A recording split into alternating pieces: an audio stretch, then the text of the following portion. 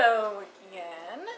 So, kind of get back on a few things. I didn't want to do everything in one vid today. So, forgive my tilted phone. This is kind of set up on a coffee can. So, alright. So, what are we going over? So, I went over a little bit in the last video about portrayal of disabled people in Hollywood. There's another thing I wanted to go over real quick that I found just a little bit annoying.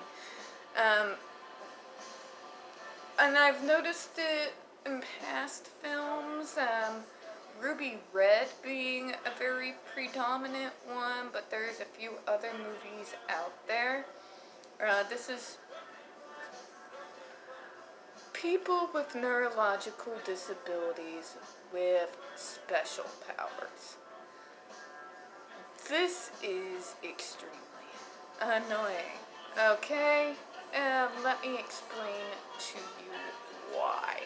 So every time I see a horror movie, because I'm a big fan, if you're on any of my other social media, you will see on there that I am a horror movie purist, which is why I am not a fan of the book series that must not be named Twilight.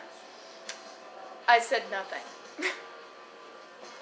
But there are some horror movies out there that betray people with disabilities with special powers, whether they accumulate them along the way, or somehow the person with autism or Down syndrome have a special connection to ghosts or what have you.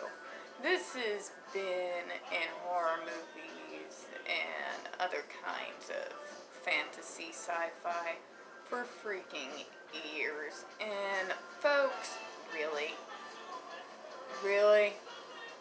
As an autistic woman who is 35 years old, I can tell you straight up that my autism does not give me any special powers or any special connection to the great beyond. Alright? I can't talk to ghosts or bring up the dead. I don't have magical psychic powers. Because believe me, if I had psychic powers or any special abilities right now, Amber would have never become a thing in the first place. That would have been done before it even happened. So, if we could stop with the disabled person suddenly discovering that all of a sudden they have special powers, I'd really appreciate that. Now, I know some of you might bring up, Professor Xavier, what have you. Here's the thing about people like Professor Xavier, alright?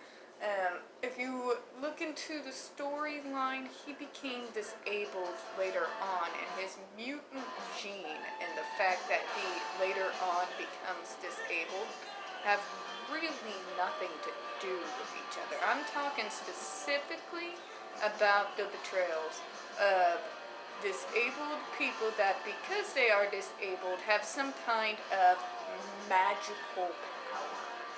It's been done to death, and I'm kind of sick of looking at it. Again, what we are looking for is a person with a disability in a film or in a TV show where that is not the primary focus. Where the focus is on the character themselves, not the fact that they have a disability of some kind. Come on. We want to be portrayed as the same ordinary people that we are, alright? This shouldn't be so difficult, and quite frankly, I shouldn't have to ask. So, just wanted to get that a little bit off of my chest here. Few other things, real quick. Of course, I have been a Stephen King and Rice, and I even had a Dean Koontz phase for a while, since I was 15 years old. I've always loved horror books or films. I used to watch them with my dad when I was a little girl. And, kind of lost my train of thought there. But Stephen King, I'm sorry, I can't support The Stand. First of all, and this has nothing to do with AH, I don't see a reason to redo The Stand. The original miniseries was freaking brilliant. Yeah, sure, we don't have all the special effects that we have now, but the original cast was brilliant. I mean, you had Gary Sinise and just a bunch of people who brought their A game, and in spite of the poor effects, it was really a story you could buy into. And I would rather see a re-release, a re-showing of the original miniseries than to end up with another freaking remake. So I wasn't going to be watching it anyways, just because I saw no reason or point to indulge in another freaking remake. That being said, I'm definitely not going to be supporting it now because you hired her. You hired her after the facts were out about what's going on between her and JD and what happened during their marriage. And there's going to be a lot of us who may, unlike me, not have quite the same prejudice about 10 million freaking sequels or remakes. A lot of us are Stephen King fans. And you are hiring someone who is now a known abuser. And you may not support what's going on, but that's what it looks like to the general audience.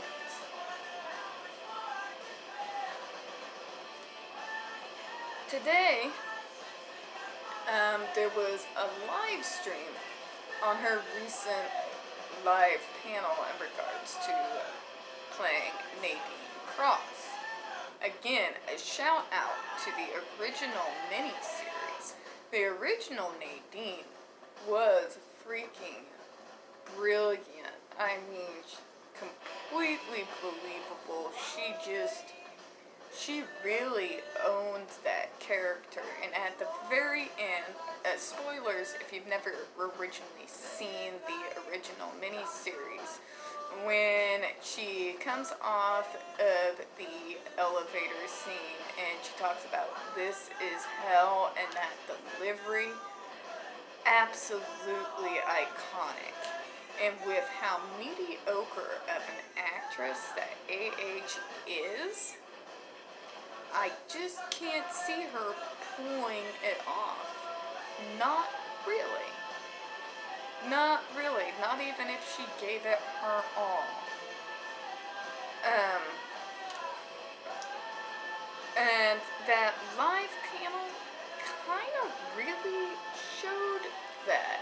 In most cases, like in Rob Pat playing Batman, for example, in spite of the fact that I have extreme dislike for Twilight, extreme, remember, horror purists, I'm willing to give the man the benefit of the doubt. I remember when Heath Ledger was originally cast as Joker, and a lot of comic book fans were saying the same things that they're saying about Robert Pattinson now.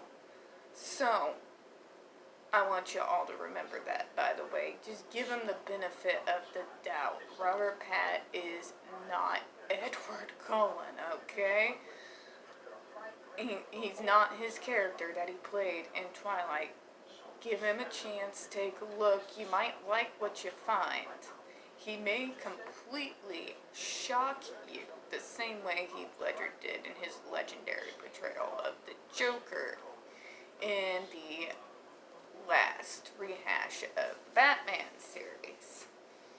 That being said, with A.H. though, with how I've seen her portray other characters, and especially during this panel, I don't think she's got a real good grip on the motivations of Nadine Cross.